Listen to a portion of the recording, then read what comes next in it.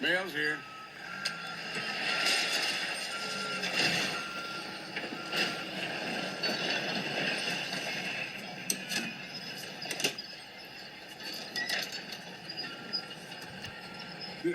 Shady Oaks Retirement.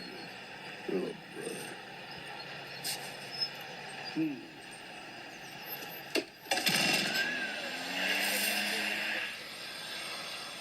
Hey, morning, Mr. Fredrickson. Need any help there? No. Yes.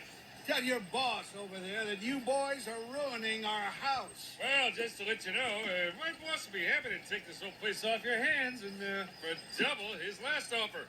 So what do you say to that? Take that as a no, then. I believe I made my position to your boss quite clear. You poured prune juice in his gas tank. Yeah, that was good.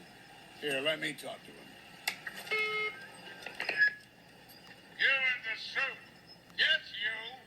Take a bath, hippie. I am not with him. This is serious. He's out to get your house. Tell your boss he can have our house. Really? When I'm dead. I'll take that as a maybe.